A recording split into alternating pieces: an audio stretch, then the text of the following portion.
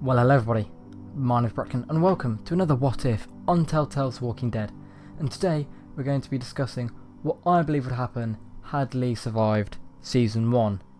And this video is going to cover all the way from the end of Season 1 to the end of Season 2. So make sure you stick around till the end so you find out everything I believe would happen. At the end of Season 1, I think the first big change would be that Lee would not go straight to the herd to get to the marsh house, but would go around, as he had a lot more to lose if he went through that herd, because he could have got a bit and then that would have meant he died anyway, which wouldn't matter in the original timeline, but in this one he's not bit already, so there's still a chance he could live on. To make things simpler, Lee just gets Clementine slightly later. They haven't left yet, and they go and meet Krista and Omid where they met them in the original game. In Season 2, Omid would not get killed at the start because Lee would be in the restroom with Clementine, so when Michelle came in, Lee would just shoot her before she managed to pose any threat to Clementine, Krista or Omid. So this would mean Krista would be a much more happier individual, as depending on the circumstances her baby died in the original game, the child might still be alive and Omid's still alive, so it's just Krista hasn't lost as many people, so she's more happy, because who doesn't like having people around?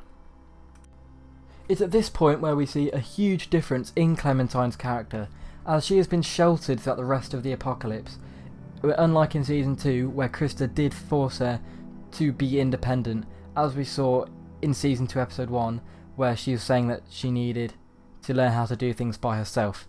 But this less independent Clementine would become more independent as the season progresses. This is the whole objective of this season, and as I feel that Season 2 showing an already independent Clementine sort of cut up that journey that we got with her.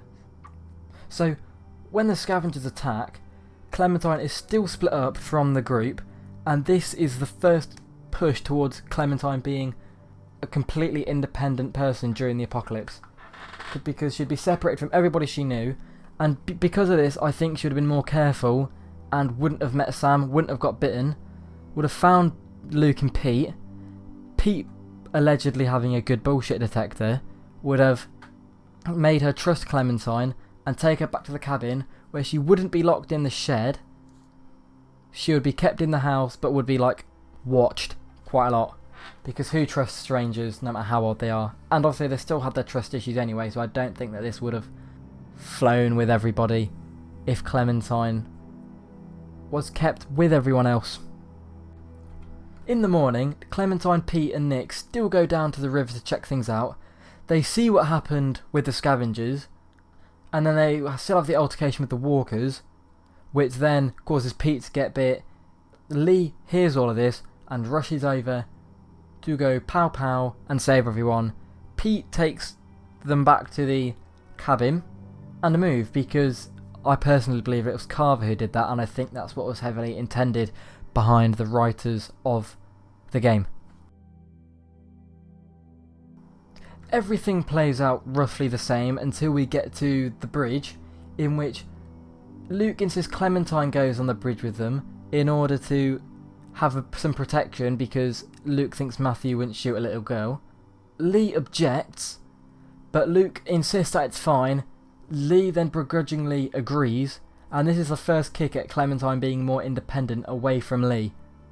Nick would still shoot Matthew though, as he's still pretty fucked up from when Pete died and is still on edge, so he'd shoot Matthew, and his story would play out the same, with giving the player the choice to shoot him later on, but we'll get to that when we get to that.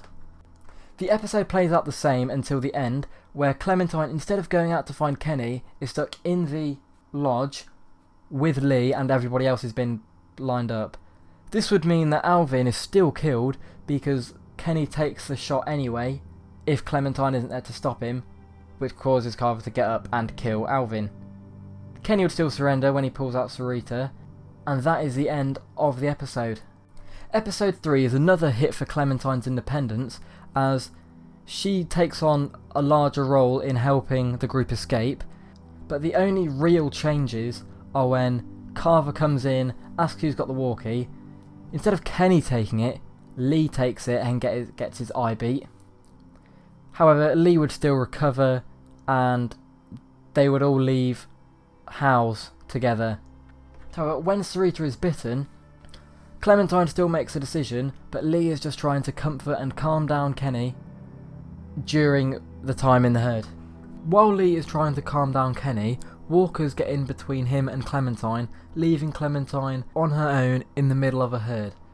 She finds Rebecca and Jane, and the story plays out the same until they get to Parker's Run, where instead of Clementine being tasked with calming down Kenny, it is Lee, and he's already there trying to calm him down, but Kenny, being Kenny, won't have any of it. During this, Jane and Clementine go to find Luke, Sarah and possibly Nick, depending on whether he's alive at this point.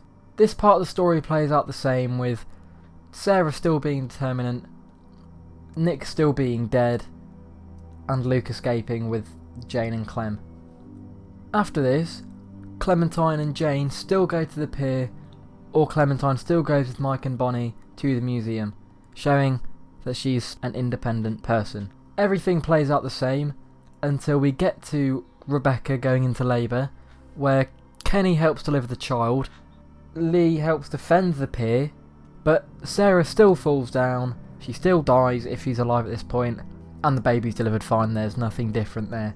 The only change that there really is, when Luke and Kenny argue, Lee stays out of it and he's looking after AJ. And it is important that Lee stays out of the arguments, as this is going to affect what happens later on.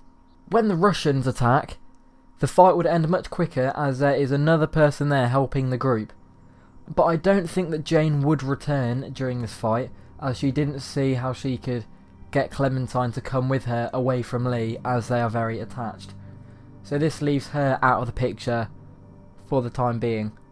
Lee spends most of episode 5 looking after AJ, while Luke and Kenny battle each other on how to treat Arvo. Now the next big change I'm going to make here is, with the fight ending much quicker, there's a chance that Luke didn't get shot. So to make things more interesting, I'm going to have it so the ice cracks under Luke, but he manages to get out or get away from the cracking ice without dying. Mike, Bonnie and Arvo still steal from the group. Luke will side with Kenny, Lee, Clementine and AJ. So Clementine would get shot.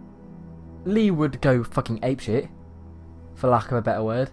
He would kill Arvo, and we'll leave the rest.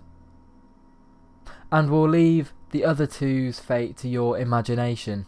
Now, the Kenny-Jane fight would be replaced with a Kenny-Luke fight, but that is simply due to Kenny and Luke having a different idea on where to go, and Luke being a more threatening, more built up, more muscly person than Jane was, would probably, in my eyes, ignite the fight quicker. With this, there still being the same choice, with either shoot Kenny or look away. If you shoot Kenny, you go down to Howes with Luke and Lee and AJ, and you'd see Jane there.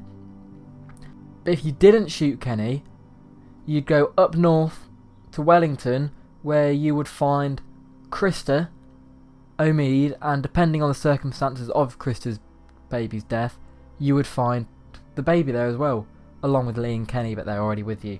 And there is no alone ending, as Lee probably wouldn't let you shoot someone for no reason.